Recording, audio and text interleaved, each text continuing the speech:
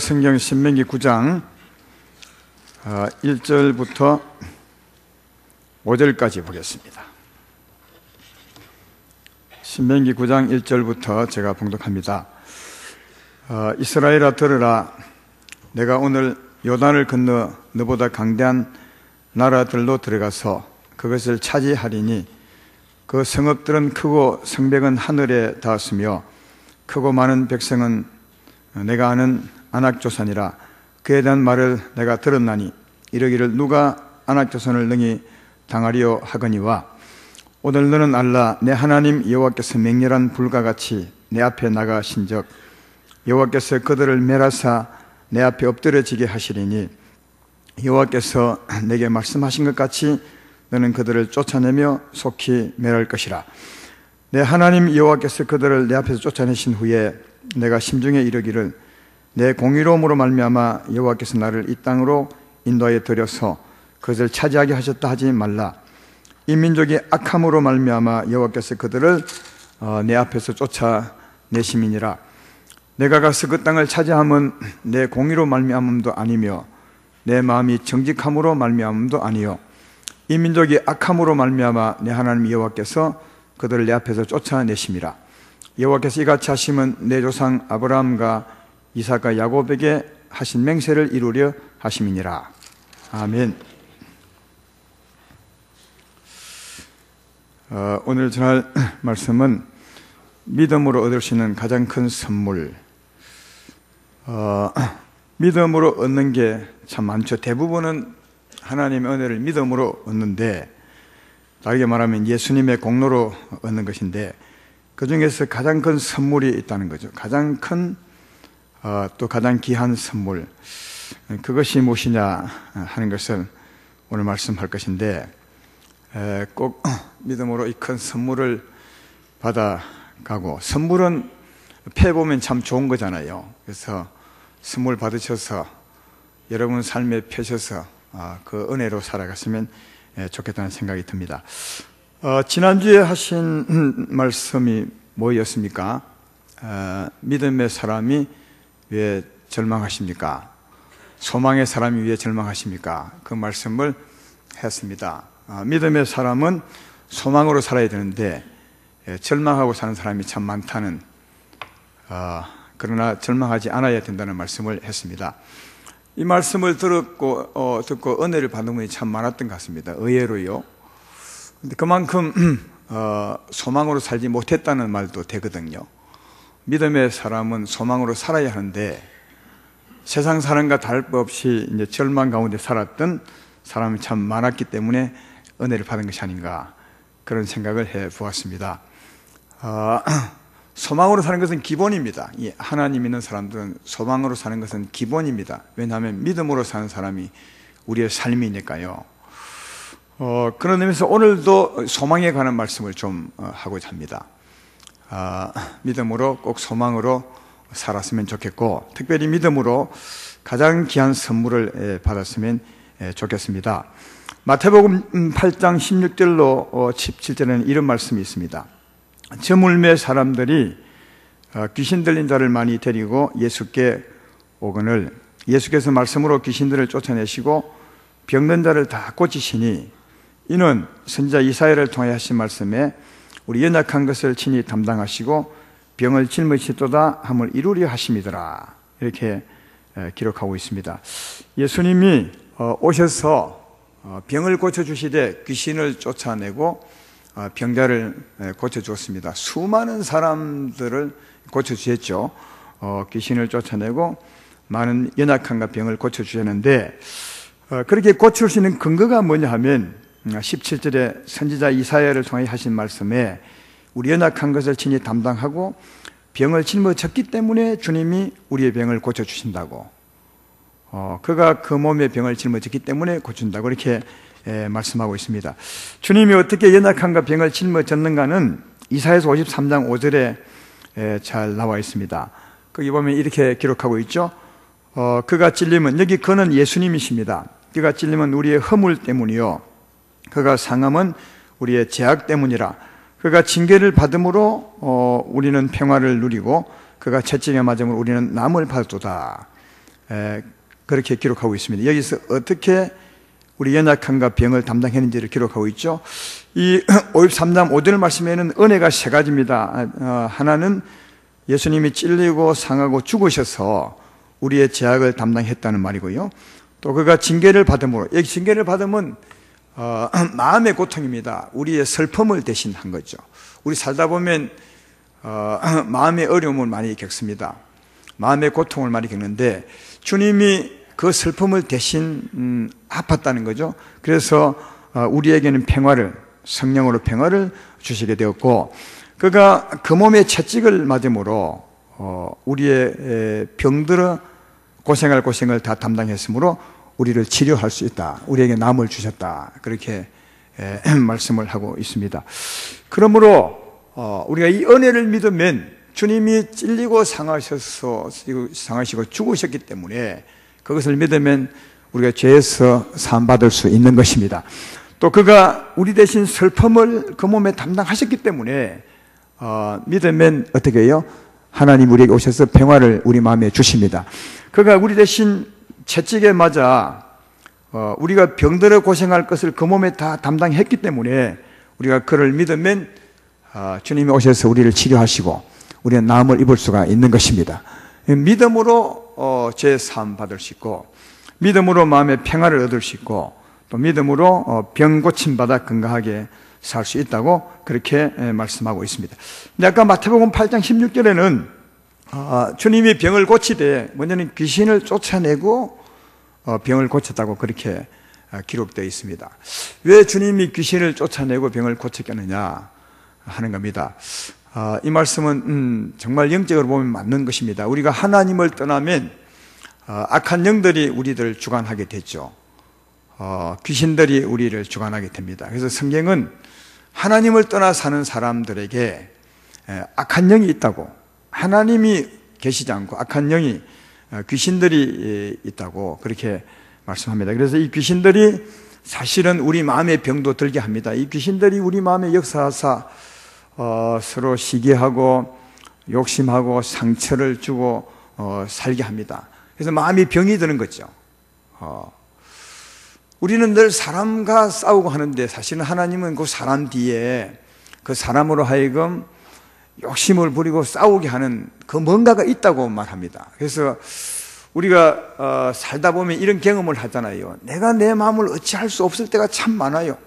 화를 참고 싶은데 참지 못할 때가 참 많고, 이제는 거치고 싶은데 내 마음을 통제할 수 없을 때가 참 많은데, 성경은 그 원인을 그를 주관하고 있는 악한 힘이 그 사람을 주관하고 있기 때문에 그렇다고 말합니다. 그러니까 마음의 슬픔의 원인이 사실은 이 귀신들임을 알 수 있고, 또 우리 몸의 병도 마찬가지로 다 모든 병이 그렇지는 않지만 많은 병들을 이 귀신들이 사실은 갖다 주기도 합니다. 감기도 갖다 주기도 하고 전염병을 갖다 주기도 하고 그렇게 하는 것을 성경에서 볼 수 있거든요. 마음의 슬픔, 고통, 마음의 병, 연약함이죠. 육체의 병, 이 병의 원인이 사실은 하나님을 떠나 사는 그 사람들의 삶을 주관하는 악한 영일 수가 있습니다. 그래서 예수님은 병을 고치되 먼저 그 원인을 쫓아내는 거죠. 귀신을 쫓아내고, 말씀으로 귀신을 쫓아내고, 그리고 난 후에 그 병을 고쳐주시고 그 슬픔을 고쳐주었던 것을 볼 수 있습니다. 근데 아까도 말했지만 주님이 귀신을 쫓아내고 우리 연약함과 병을 고쳐줄 수 있는 것은 우리 연약함과 병을 다 담당했기 때문에 그렇다고 말씀을 하고 있습니다. 그러므로 사랑하는 여러분, 누구든지 예수님을 믿으시면, 누구든지 예수를 믿으시면 죄에서 벗어날 수가 있습니다. 누구든지 예수를 믿으시면 주님이 오셔서 우리의 병을 치료해 줄 수 있습니다. 누구든지 예수를 믿으시면 하나님이 오셔서 우리 마음에 평화를 줄 수가 있습니다. 이건 예수 믿음으로 얻는 은혜입니다. 누구든지 또 어떤 병이든지 고침받을 수 있는 것입니다. 하나님에게 능치 못할 일이 있겠습니까? 하나님에게는 큰 병, 작은 병이 없습니다. 하나님은 똑같은 병입니다. 왜냐하면 주님은 어떤 병도 치료할 수 있기 때문에 그렇습니다. 그리고 또 주님은 그 병을 그 몸에 친히 담당하셨고요. 왜 담당했겠습니까? 우리를 치료해 주기 위해서. 우리의 슬픔을 고치고 평화를 주기 위해서, 우리 몸을 건강하게 해주기 위해서 그 몸에 슬픔을 담당하시고 우리의 질고를 담당했기 때문에 믿으면 주님은 능치 못할 일 없으신 주님께서 꼭 해주시게 되는 거죠. 믿음으로 그 은혜를 받을 수가 있습니다. 사랑하는 아름다운 교회 성도 여러분, 여러분은 어떤 연약함과 병에 걸려 있습니까? 근데 기도해도 고쳐지지 않았습니까? 그러면 정말 이렇게 믿어보셨습니까? 예수님이 내 병을 담당했으므로 내가 죽게 나와서 사오니 내 병이 고침받을 줄로 믿습니다. 정말 한번 의심 없이 믿어보셨냐고요. 한번 믿음으로 끝까지 한번 인내하면서 나는 주님이 내 병을 고칠 것을 믿습니다. 주께 능치 못할 일이 없으시고 나를 고쳐주기 위해서 내 병을 담당했으니 나는 주님을 믿습니다. 이런 믿음으로 끝까지 주님을 신뢰해 보았습니까? 의심하지 않고 믿어보셨습니까? 그런데도 안 나으셨습니까? 그렇지 않을 겁니다. 의심 없이 믿으면 하나님이 반드시 고쳐주십니다. 주님은 우리의 병을 담당하셨고 그분은 말씀에 신실한 분이시고 언제나 예수님을 믿음으로 나가면 주님은 언제나 예스라고 그렇게 하신 것처럼 우리에게 은혜를 베풀어 주는 것입니다. 우리가 사실은 고침받지 못하는 것은 우리 믿음 때문이라고 저는 생각이 됩니다.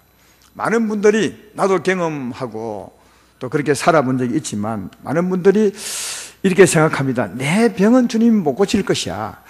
이런 병은 고치지만 이 병은 못 고칠 것이라고 생각하면서 주 앞에 나옵니다. 그런 마음을 가지고 기도합니다. 또 주님은 다른 사람은 몰라도 내 병은 못 고칠 거야. 왜냐하면 내 삶이 이렇게 추하고 더러운데 어떻게 고쳐주겠어? 이렇게 생각하는 분이 많습니다. 이 두 가지 생각이 참 잘못된 겁니다. 여러분이 잘 살기 때문에 주님이 고쳐주는 것이 아닙니다. 주님이 여러분의 병을 담당했기 때문에 우리 회개하고 믿음으로 나가면 은혜를 받을 수 있는 것입니다. 또 주님은 정말 고쳐주기를 원하고 그래서 이 땅에 오셨는데 그런 믿음을 갖는 것은 맞지 않습니다. 그러므로 그 생각, 이 병은 고칠 수 없을 것이야, 주님이 나는 고쳐주지 않을 것이야, 이 생각을 정말 버리시고 주의 믿음 여러분이 가지셔서 믿음으로 나오셔서 그 은혜로 고침받고 건강하게 살아가는 여러분 되기를 주의 이름으로 축원합니다. 또 고린도후서 8장 9절에는 이런 말씀이 있습니다. 우리 주 예수 그리스도의 은혜를 너희가 알거니와 부유하신 이로써 너희를 위하여 가난하게 되심은 그의 가난으로 말미암아 너희를 부유하게 하려 하심이라. 하나님 아들이니까 부유하죠. 영육간. 근데 그가 이 세상에 오셔서 가난하게 사셨대요. 영적으로도 가난하게 사셨고 하나님이 사람 되셨으니까요. 또 육적으로도 주님은 이 세상에 그 어느 누구보다도 가난하게 사셨어요. 근데 그렇게 사신 이유를 설명하죠. 그가 그렇게 가난하게 되심은 그 가난하게 사신 그 은혜로 말미암아 우리를 부유하게 하려 함이십니다. 여러분, 가난은 일종의 저주입니다. 우리의 병도 우리 삶의 슬픔도 하나님을 떠난 그 죄 가운데 사는 저주인 것처럼 가난도 하나님을 떠나 죄 가운데 산 삶의 저주입니다. 그래서 주님이 우리의 죄로 인한 저주를, 가난의 저주를 주님이 짊어지셨다는 거죠. 그 이유가 뭐냐? 우리에게 부요를 주시려고 그렇게 말합니다. 여러분, 가난의 저주는 가진 것이 없어서 힘든 겁니다. 삶의 불편함이죠. 근데 그렇게 왜 가진 것이 없느냐? 그것은 우리 삶이 하는 일이 잘 안 되기 때문에 그렇습니다. 가난의 원인은 하는 일이 안 되기 때문이죠. 근데 주님이 우리를 부유하게 하시려고, 우리가 잘 되게 하시려고 우리의 가난의 저주를 다 담당하셨습니다. 우리를 부유하게 하시려고 하셨다 그러죠. 그러므로 우리가 주 예수를 믿으면 주님 우리에게 어떤 은혜를 베푸겠습니까? 우리 하는 일을 잘 되게 하는 거죠. 할렐루야. 우리 하는 일을 잘 되게 하는 겁니다. 이게 그가 가난하심으로 말미암아 우리가 부유하게 되는 은혜를 받는 것입니다. 이것은 누구나 다, 어느 누구든지 다 받을 수 있는 겁니다. 무엇을 가지고 나오면? 믿음만 가지고 나오면. 왜냐하면 주님이 이미 우리 저주를 다 담당했어요. 그러므로 우리는 회개하고 예수 믿는 믿음으로 나온다면 주께서 나의 가난함을 다 담당하였사오니 내 일을 잘되게 할 줄 믿습니다. 이런 믿음으로 나오면 그 믿음의 은혜를 베풀어 주실 줄로 믿습니다. 하나님의 선물은 은혜로 믿음으로 받는 것입니다. 사랑하는 여러분, 여러분의 일이 잘 되십니까? 잘 안 되십니까? 왜 안 되시는 거죠? 난 이 안 될 때가 참 문제라고 생각합니다. 왜 안 되는 것입니까? 우리는 잘 되게 되어 있는데요. 주님이 가난의 저주를 다 담당했으므로 우리를 잘 되게 하려 우리 곁에 계신데 왜 안 됐냐고요. 이것도 우리 믿음에 문제가 있는 것이 아닙니까? 아까 병 고침 받거나 우리 마음의 연약함에 대한 은혜를 받는 것도 우리의 믿음에 문제가 있는 것처럼 우리 삶도 믿음에 문제가 있는 것이 아닌가. 보통 안 될 때 사람들의 생각을 들어보면 이렇게 보통 말합니다. 하나님의 사람인데도 불구하고 어떻게 말하느냐. 목사님, 지금 세상이 참 어렵습니다. 그러니까 잘 될 리가 없습니다. 지금 목사님 경기가 굉장히 안 좋습니다. 그래서 다 안 되는 겁니다. 우리 집은 장소가 별로 안 좋습니다. 다 그런 이유를 대합니다. 그건 세상 사람들이나 하는 걱정이지 하나님의 사람들은 그런 걱정하지 않아야 되죠. 왜 하나님의 사람들이 세상 사람과 똑같은 생각으로 하고 사는지 저는 이해가 안 돼요. 저도 옛날에 그랬지만 이런 생각할 수 없나요? 예수님께서 이 땅에 오셔서 내 가난의 저주를 다 담당했으니 주님이 내 하는 일을 잘되게 하실 것이다. 비록 내가 지금 힘들고 어렵지만 세상은 이렇게 힘들지만 여건은 좋지 않고 상황은 좋지 않지만 그러나 내가 세상의 풍조에 밀려 사는 사람이 아니라 하나님의 법대로 사는 사람이죠. 세상의 어려움과 관계없이 하나님이 나를 잘되게 하시면 내가 잘될 거야. 하나님은 나를 잘되게 하시려고 내 저주를 다 담당했으니 내 믿음대로 잘되게 하실 것이야. 왜 이런 생각은 못하죠? 그리고 하나님께 지혜를 구하는 거죠. 하나님, 내가 어찌하면 이 어려운 상을 뚫고 나갈 수 있겠습니까? 주님은 지혜의 하나님이시고 내 장래를 아는 하나님이시고 세상을 아는 하나님이시니 내게 지혜를 주시사 그 길로 인도하여 주십시오. 이렇게 지혜를 구하셔서 하나님 믿음으로 뚫고 나가면 하나님이 그 일을 잘되게 하시지 않냐고요.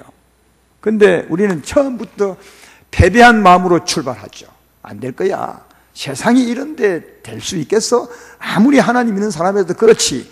세상이 이런데 경기가 안 좋은데 왜 그렇게 생각하니? 그러니까 이 하나님의 능력을 이제 꽁꽁 묶어버리고 제한해버려. 자기 마음으로. 하나님은 네 믿음대로 될지어다. 이 말은 네 믿음대로 내가 은혜를 베풀어 줄 것이다 하는데 우리의 믿음이 세상과 똑같은데 어떻게 하나님이 은혜를 베풀어 줄 수 있겠냐고요. 그러므로 우리가 진짜 싸워야 될 것은 내 자신과 싸워야 되는 것입니다. 내 자신의 믿음과 싸워야 되는 것입니다. 내 믿음을 가감하게 버리고 내 생각을 가감하게 버려버리고 꽁꽁 묶어서 바다 깊이 빠뜨려버리고 하나님의 믿음을 내 믿음으로 가지셔서 성령의 믿음을 내 믿음으로 가지셔서 힘있게 믿음으로 출발해 보시기를 주의 이름으로 축원합니다.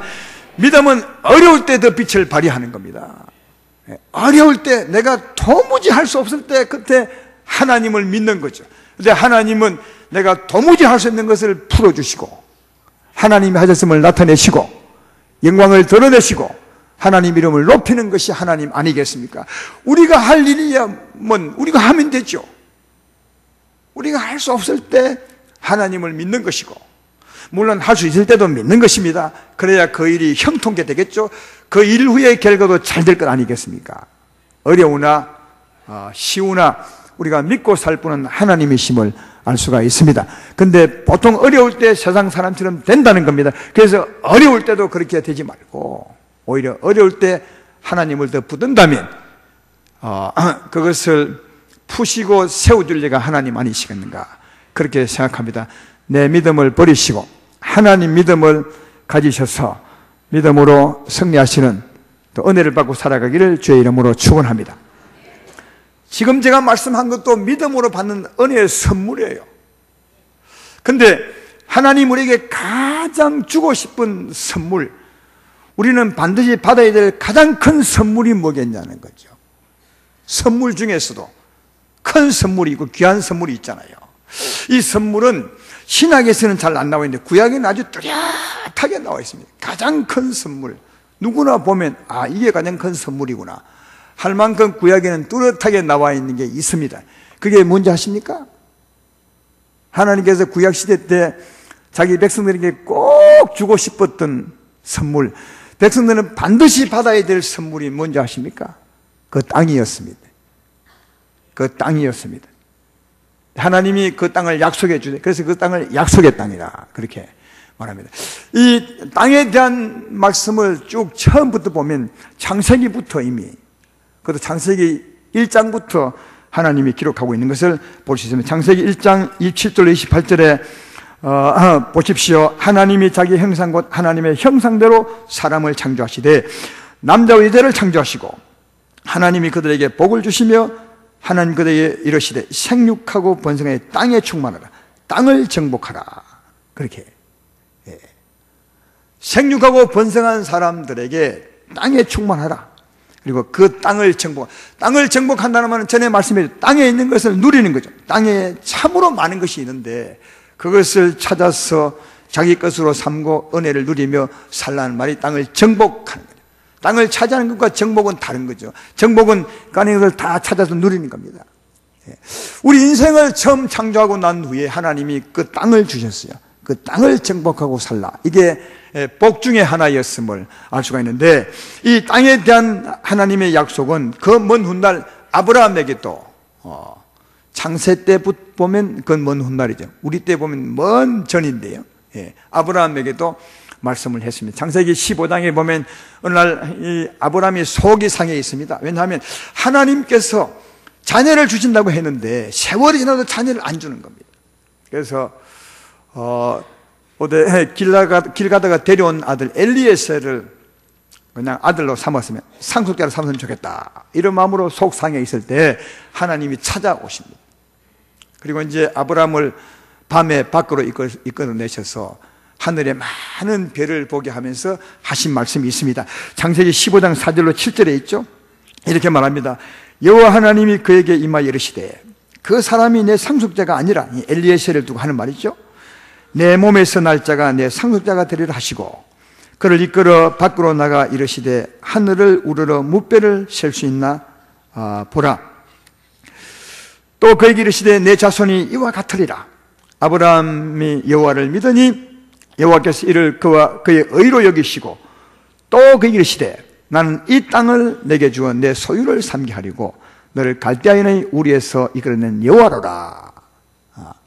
내 민족이 창대하게 될 때 하늘의 별처럼 많을 때 내가 이 땅을 내 소유로 주겠다. 그렇게 말씀합니다. 그리고 이 땅을 주려고 너를 갈대아 우리에서 구원해 내셨다. 그렇게 말씀하고 있는 거죠.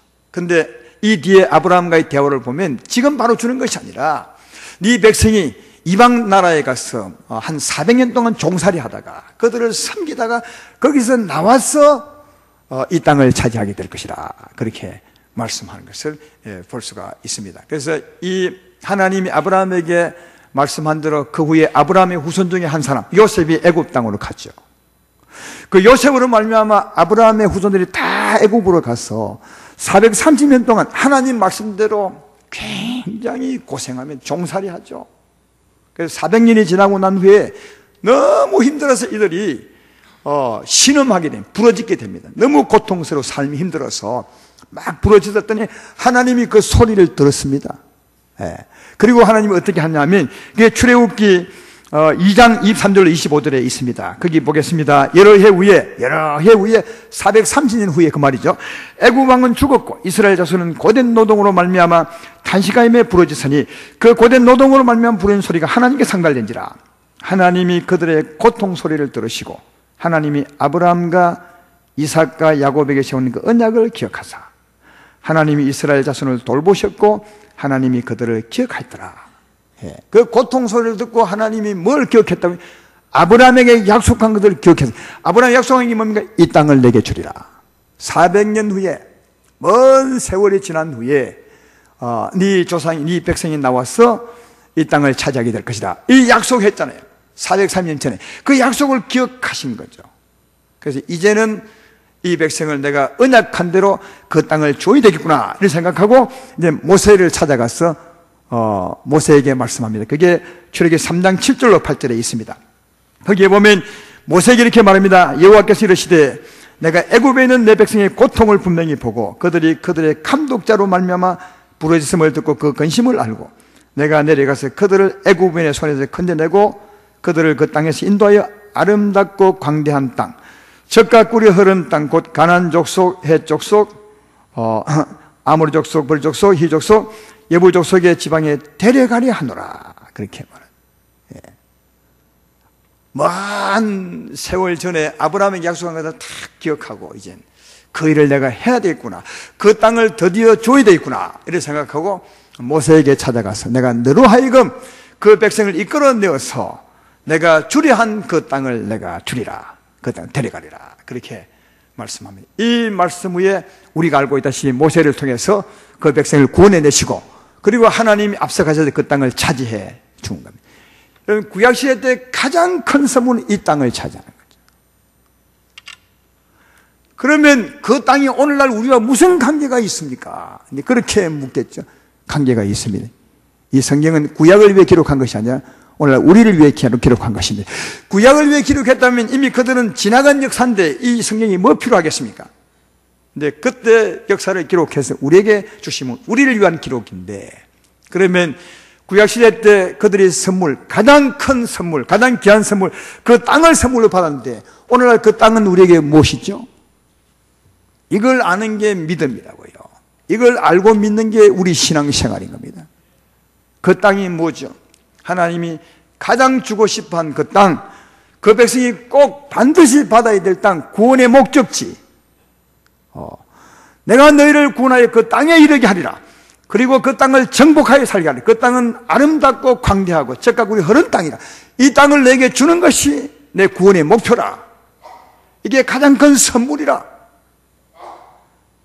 우리가 반드시 받아야 될 이 구원의 목표가 우리에게 뭐겠냐? 생각해보면 금방 이해할 수 있습니다. 여러분, 이 땅은 누가 차지해 주는 것입니까? 하나님이 앞서 가셔서 차지해 줍니다. 오늘 본문 내용이 그 말이에요. 오늘 본문에 보면 1절, 2절은 어떤 내용이냐 하면 그 땅의 사람들은 굉장히 사람들이 건강하고 그 기골이 장대에 컸다는 거죠. 이스라엘 백성보다 훨씬. 그 성은 너무너무 견고하지만 3절에 보십시오. 너는 알라 내 하나님 여호와께서 맹렬한 불과 같이 내 앞에 나가신 자 여호와께서 그들을 멸하사 내 앞에 엎드러지게 하시리니 여호와께서 내게 말씀하신 같이 너는 그들을 쫓아내며 속히 멸할 것이라. 그러니까 그 백성의 믿음을 따라서 하나님이 앞서 가셔서 그 적들을 다 쫓아내시고 그 땅을 그들에게 준다는 거죠. 그 백성의 믿음으로 하나님이 앞서 행하시다 쫓아내시고 그 땅을 준다는 거예요. 그러니까 하나님이 차지하사 하나님이 주는 땅. 사랑하는 여러분, 오늘날 하나님이 오셔서 하나님이 악한 영들을 다 쫓아내시고 하나님이 내게 주는 땅이 뭐죠?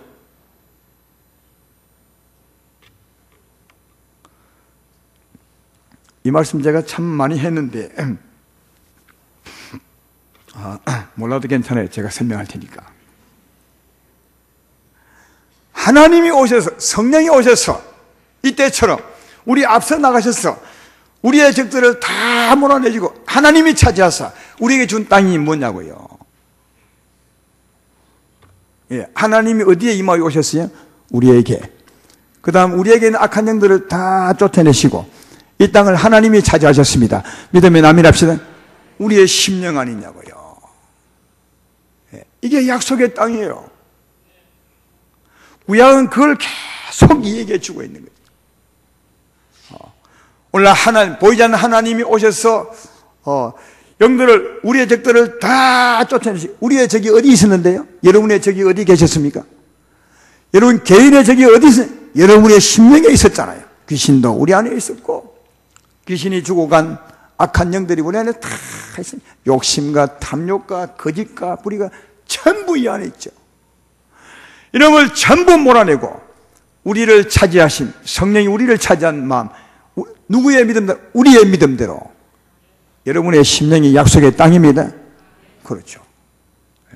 이게 우리 선물이에요. 가장 큰 선물. 네, 하나님이 이마에 오시면 이 땅이 어떤 땅이 되는 것입니까? 아까 그랬죠? 아름다운 땅이 된다. 왜 아름다운 땅이 되죠? 하나님의 아름다움이 우리에게 오시는 거예요. 하나님의 사랑과 하나님의 평안과 하나님의 은혜가 하나님이 오시니까 우리 이 심령이 하나님 찾아 이 땅이 아름다운 땅이 될 것이고, 그리고 그 땅은 광대하다. 그 광대함은 하나님의 사랑의 광대함을 말하는 거죠. 여러분, 하나님의 아름다움, 하나님의 사랑이 얼마나 넓어요. 누구나 다 하나님이 품으시고 깊이 사랑하시고 높이 사랑하시고. 전에 에베소서 말씀을 우리가 배웠잖아요. 우리 안에 계신 예수님의 사랑의 맨 처음에 뭐죠? 사랑의 맨 처음에 너비와, 두 번째가 뭐죠? 다 잊어먹으셨네, 길이와, 그 다음 높이와 깊이죠. 하나님의 사랑의 그 넓이가 무한하고 그 길이가 정말 이 세대를 초월해서 다 품으시고, 그 높이는 참으로 순수한 하나님의 사랑, 그 깊이는 자기를 내어줄 만큼 우리를 사랑한 사랑, 그 사랑이 우리를 덮으신 하나님의 사랑 아니십니까? 그러니까 이 땅은 참으로 하나님의 사랑으로 광대하죠. 그리고 그 땅은 젖과 꿀이 흐르잖아요. 젖과 꿀이 흐르잖아요. 성령의 샘이 솟고 그 성령의 은혜의 샘물로 우리가 누리고, 그 은혜로 말미암아 우리 삶을 살면 삶의 열매가 풍성하고 하나님의 동산이 되고 물된 동산, 아름다운 동산이 되는 거죠. 예. 그러니까 하나님이 오셔서 악한 영들을 물리치고 우리 심령을 차지한 이 심령, 이 땅이 하나님의 약속한 땅이라고 해요. 이게 가장 큰 선물인 것입니다. 제 말 이해되면 아멘 합시다. 예. 근데 별로 크게 못 느끼는 것 같아요. 이게 여러분 기억하세요.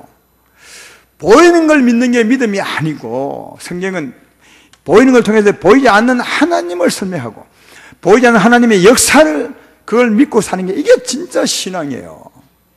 성경은 전부 그 얘기하고, 왜 구약을 기록해 준 것입니까? 보이는 구약을 기록해 준 것은 보이지 않는 하나님의 세계, 진짜 세계를 우리로 하여금 믿고 살게 하려고 보이는 구약을 기록해 준 거예요. 그래서 구약은 그림자입니다. 이 그림자는 보이지 않는 진짜를 설명하고 있는 겁니다.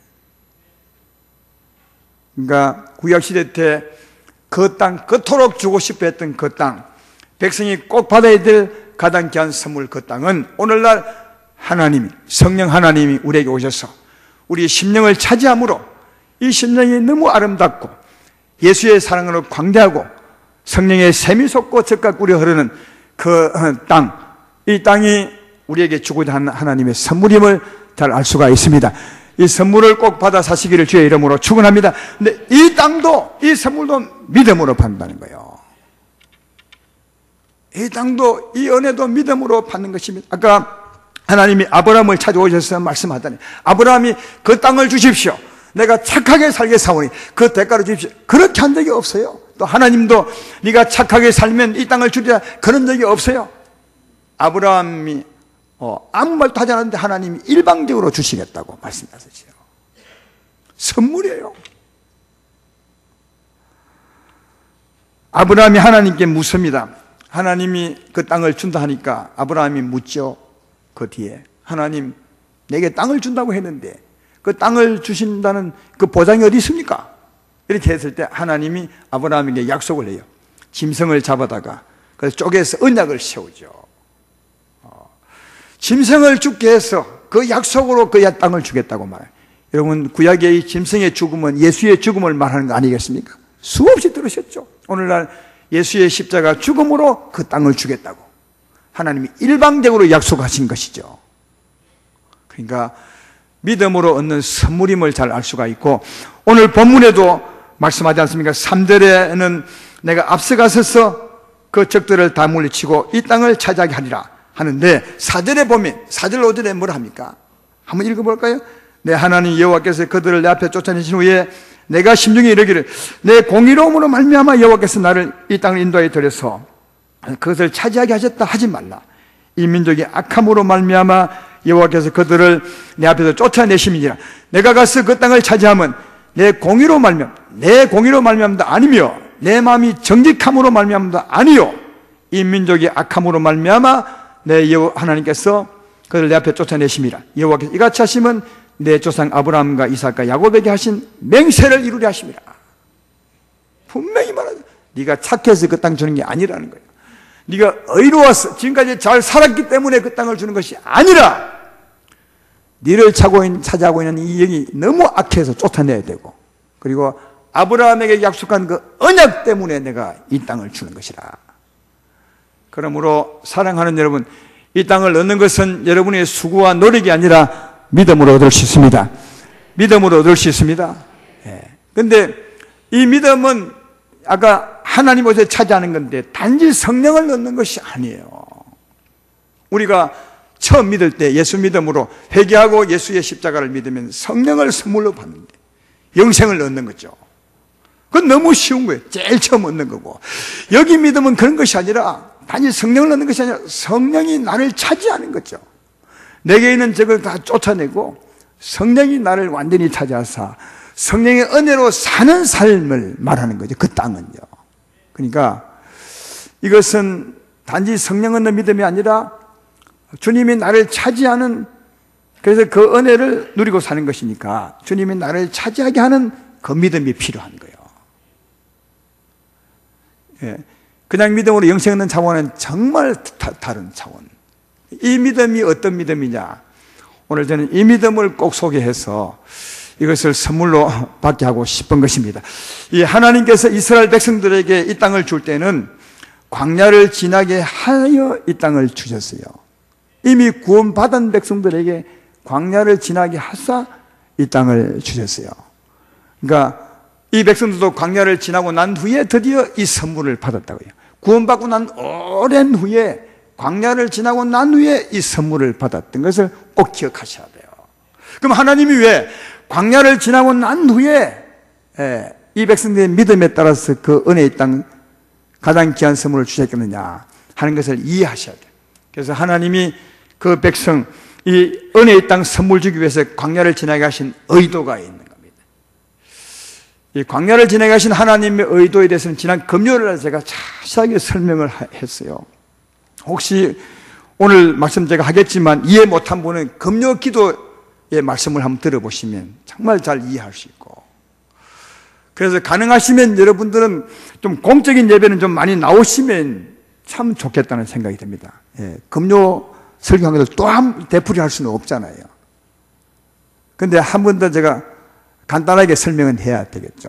하나님이 광야로 지나게 하신 의도가 두 가지 있어요. 그 두 가지가 신명기 8장에, 오늘 신명기 9장 말씀하고 있는 신명기 8장에 나와 있어요. 첫째 의도는 뭐냐 하면 광야를 지나면서 네 자신을 보라는 거죠. 이거는 광야는 어려움이 있는 곳입니다. 큰 시험은 아니지만 시험이 있는 것입니다. 메마르고 거친 땅을 지나가는 것이니까, 요즘 구원받고 난 뒤에 우리의 삶이 거칠고 메마른 그곳을 지나가는 것처럼 광야를 지나가는 것은 그런 것인데, 그 삶을 통해서 네 자신이 어떤 걸 보라는 거죠. 네 자신이 마음이 어떠한지. 신명기 8장 2절에 잘 나와 있어요. 바로 앞에 나와 있어요. 한번 볼까요? 신명기 8장 2절에 내 하나님 여호와께서 이 40년 동안에 내게 광야길을 걷게 하신 것을 기억하라. 의도가 있다는 말이죠.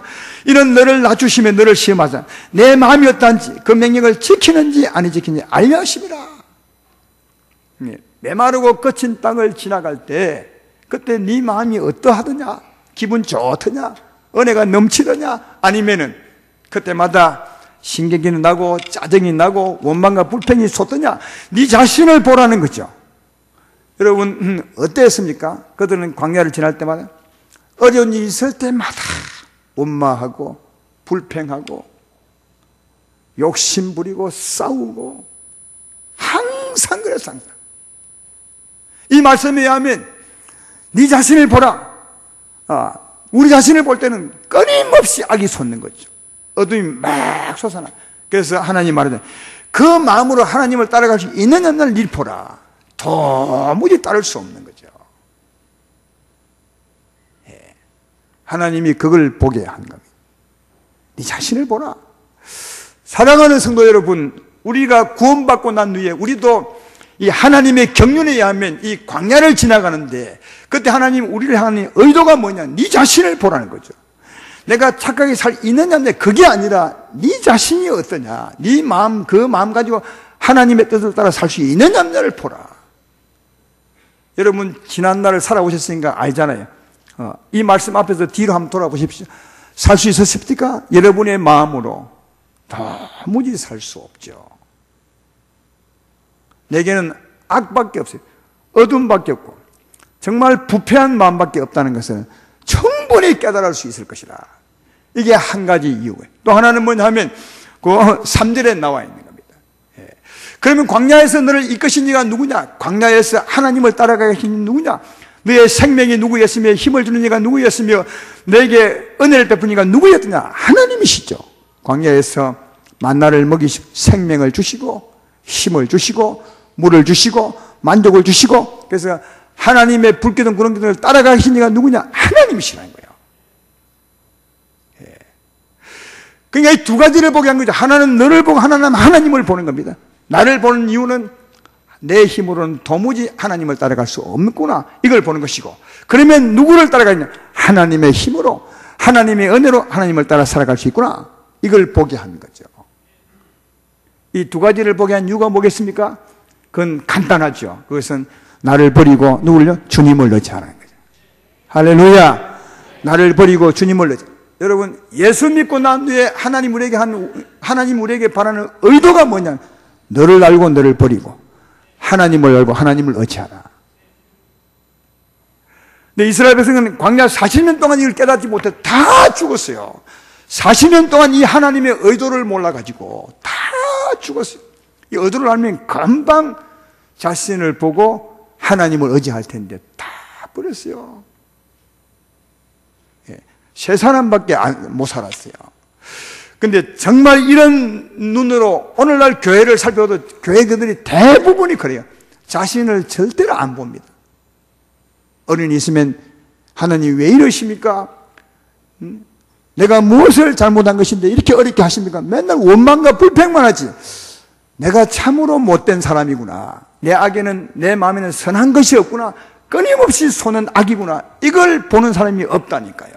하나님은 그걸 보려고 광야를 지나게 하셨는데, 그리고 거기서 은혜 베풀고 힘을 주고 은혜를 주고 주님을 따라 살게 하시니까 하나님의 힘을 알게 하려고, 이 두 가지를 딱 경험하면 나를 버리고 주님을 의지하죠. 여러분, 이것은 처음으로 꼭 얻어야 되는 겁니다. 광야 40년을 살아봐야 자신을 알 수 있는 거예요. 살아보지 않고 너에게 설명을 하면 그 사람은 이해를 안 해요.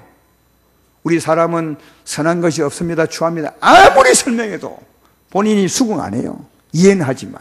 근데 처음 해보면 아는 거죠. 하나님이 광야 40년 걷게 하신 것을 기억하라.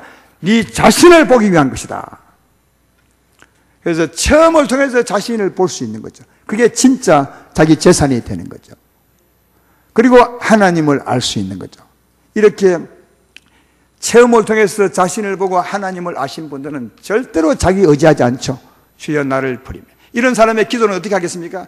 주여 내가 정말 나를 아는데 내게는 선한 것이 하나 없습니다. 나는 나를 버리기 원합니다. 나는 하나님을 의지합니다. 주님이 나의 힘이십니다. 내게 힘을 주십시오. 늘 주님을 의지하는 자가 됐죠. 나를 버리고 주님을 의지하는 자가. 사랑하는 여러분 나와 다 경험했으니까 이 말씀이 충분히 여러분의 믿음이 될 줄로 믿습니다. 따라서 내가 원하옵건대 또 여러분의 영혼도 아마 원할 것입니다.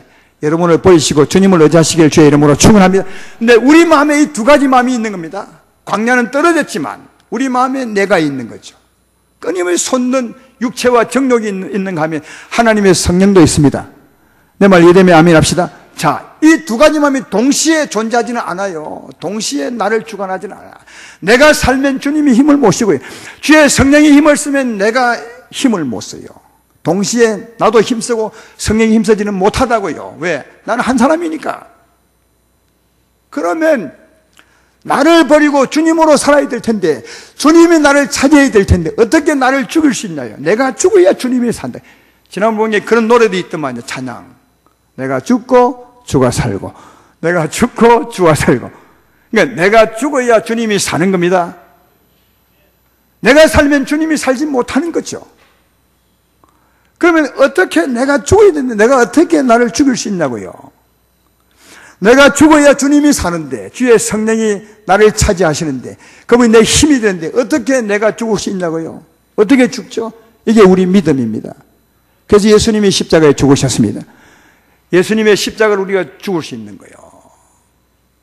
십자가 믿음이 뭡니까?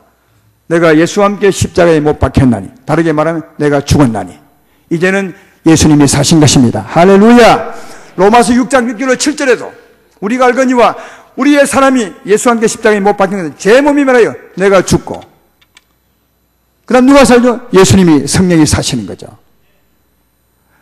그러니까 우리 광야를 지난 사람은 이런 소망이 있어요. 주여, 내가 정말 죽기를 원합니다. 내 육체와 정력이 죽기를 원합니다. 주님이 살기를 원합니다. 이런 간절한 소망이 있는데 어떻게 하면 내가 죽고 주님이 사냐고요? 십자가를 짊어지는 거죠. 주여, 주의 십자가로 이 제 몸이 죽었습니다. 그러므로 주님이 나를 주관하여 주시옵소서. 이 믿음이 되죠. 여러분, 이게 정말 큰 믿음이죠. 예, 이건 광야를 지나본 사람만이 진짜 이 말씀 같은 믿음을 소유할 수 있는 거죠. 자기를 정말 죽기를 원하고 주님으로 살기 원하는 사람만이 이 믿음을 가질 수 있는 것입니다. 제 말 이해되면 아멘 합시다. 그래서 광야를 지난 사람만이 이런 믿음을 가질 수 있는 거예요. 주여, 내가 죽고 주님이 사신 것입니다. 이게 내 소원입니다. 이때 하나님의 성령이 역사하는 것입니다. 하나님 성령이 역사할 것입니다. 그리고 그 성령이 나를 차지하는 거죠. 내 마음과 생각을 차지할 줄로 믿습니다. 주님이 차지하면 내 심령은 주님으로 말미암아 아름다운 땅이 되고 주의 광대한 사랑을 가진 자가 되고 은혜가 넘치는 이 땅이 될 줄로 믿습니다. 이 땅이 선물이라고요. 이 믿음으로 이 땅을 가지는 것, 차지하는, 이게 하나님이 주고자 하는, 그토록 주고자 하는 하나님의 선물이에요. 이게 구원의 목적지라고요. 그러므로 꼭 기억하십시오. 아직도 나를 발견하지 못한 분들은 살면서 자신을 보십시오. 그리고 하나님을 보시고 이 십자가 믿음으로 주 앞에 나가셔서 하나님의 성령이 여러분을 차지하게 하십시오. 하나님의 성령이 여러분의 힘이 되게 하시고 그가 여러분 은혜가 되게 하시기를 주의 이름으로 축원합니다. 그게 내 믿음으로 하나님이 나를 차지하는 것이고, 다르게 말하면 내가 그 땅을 차지하는 겁니다. 이런 사람은 그 후에 정말 은혜로 살 수 있어요. 젖과 꿀이 흐르는 삶을 살아갈 수가 있습니다. 하나님은 이 삶을 너무 기뻐하신다고요. 따라서 그 땅을 선물로 받는 그 길로 가는 삶을 기뻐하고, 다시 말해 나를 보고 하나님을 보고 가는 그 삶을 기뻐하고, 또 나를 버리고 주님을 의지하는 그 마음을 기뻐하고, 또 십자가 믿는 믿음으로 하나님 은혜를 사모하는 그 믿음을 기뻐하고, 또 그 땅을 차지해서 그 은혜로 사는 삶을 기뻐하고, 하나님은 그 땅을 얻어가는 그 길, 그 믿음, 얻는 삶, 그 은혜로 사는 삶, 그 삶을 정말 기뻐해요. 왜? 그게 가장 큰 선물이니까. 우리는 반드시 받아야 될 선물이니까. 이런 삶을 살면 하나님은 여러분 삶을 정말 형통케 합니다. 믿음으로 나가면 다 이루어집니다. 왜? 하나님 보시기에 바른 길을 갖고 있기 때문에. 근데 그렇게 살지 않고 예수 믿었지만, 내가 믿음으로 병 고침 받을 수 있고 믿음으로 내 일을 잘되게 할 수 있지만, 그러나 내 삶의 길이 그 길로 가지 않고 끊임없이 나를 의지하고 내 생각하고 내 욕심 부리고 내 길을 간다면 믿음으로 그 은혜를 받을 수 있는 자격은 있지만 하나님이 그 은혜를 안 줄 수도 있다는 거예요. 왜? 지금 잘못 가고 있으니까. 하나님은 이렇게 가기를 원하는데, 그래야 그 선물을 받는, 나는 이렇게 가면서 믿음으로 주여 내 일 잘되게 해주십시오. 그런다면 하나님이 그 일에 박수 쳐주겠냐고요. 그럴 리가 없죠. 믿음으로 그걸 얻을 자격은 충분히 있지만 내게 예수의 공로로, 그러나 하나님은 믿음으로 그 길을 갈 때는 안 줄 수 있다는 거죠. 그러나 이 길을 가면 다릅니다. 모든 믿음에 응답하십니다. 은혜를 베풀어 주십니다. 이런 모든 믿음에 응답해 주는 이 은혜의 말씀이 신명기 28장에 나와 있어요. 일부만 제가 소개하면, 신명기 28장 3절로 9절에 이런 말씀이 기록되어 있죠. 성읍에서도 복을 받고 들에서도 복을 받을 것이며 내 몸의 자녀와 내 토지의 소산과 내 짐승의 새끼와 소와 양의 새끼가 복을 받을 것이며 내 강주리와 떡반죽 그릇이 복을 받을 것이며 내가 들어와도 복을 받고 나가도 복을 받을 것이며. 이 누구에게 한마디인 줄 아십니까? 이렇게 가는 사람에게, 이런 삶을 사는 사람에게 하신 말씀이에요. 그리고 또 드디어 좀 더 읽어보면 여호와께서 너를 대적하기 위해 일어난 적군들을 내 앞에서 피하게 하시리. 그들이 한 길로 너를 치러 들어왔으나 내 앞에서 7길로 도망하리라. 여호와께서 명령하사 내 창고와 내 손을 하는 모든 일에 복을 내리시고 내 하나님 여호와께서 내게 주시는 땅에서 내가 내게 복을 주실 것이며 여호와께서 내게 맹세하신 대로 너를 세워 자기의 성민이 되게 하시리니 이는 내가 내 하나님 여호와의 명령을 지켜 그 길로 행할 것입니다. 이렇게 사는 사람, 그 길로 가는 사람, 그 믿음을 가진 사람, 그 땅을 차지한 사람, 그 땅을 정복하고 사는 사람에게 이런 은혜를 다 주신다고 그래요. 그러므로 하나님이 주기 원하는 가장 큰 선물, 반드시 받아야 되는 그 선물을 받는 길을 가시기를 주의 이름으로 축원합니다. 그러므로 오늘 말씀에 결론을 맺으면 시간이 많이 갔습니다만은 여러분, 우리가 구원을 받았다면 우리의 삶은 지금 광야길이라 생각하시면 됩니다. 정확합니다. 광야길입니다. 지금 내가 광야길을 걷고 있는 것이다. 광야길을 걷고 있는 우리에게 하나님이 원하는 것이 두 가지입니다. 하나는 너를 보고 하나님을 보라는 거죠. 오늘 내가 죄를 지었느냐, 그거 별 주님은 관심이 없어요. 왜냐하면 하나님을 의지하지 않으면 죄 지을 수밖에 없는데 주님이 그 삶에 무슨 관심을 두겠습니까? 다만 네가 누구냐를 보는 거죠. 내가 과연 내 마음으로 하나님을 따라 살아갈 수 있는지를 계산해 보는 거죠. 이게 없음을 보라는 것이 하나님의 뜻이고요. 그리고 그러면 네게 힘을 주는 네가 누구냐? 하나님이시라는 거예요. 우리 영혼에 힘을 주니 하나님이시라는 거예요. 그 하나님이 우리의 참 소망이죠. 너를 보고 하나님을 보라는 거죠. 광야를 지나는 여러분들이요. 그리고 너를 버리고 하나님을 의지하십시오. 너를 버리고 하나님을 의지하십시오.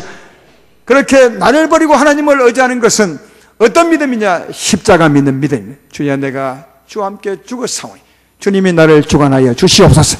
또 나를 주관하신 주님을 정복하고 사는 거죠. 하나님의 은혜를 알고 그는 누리며 살아가는 삶.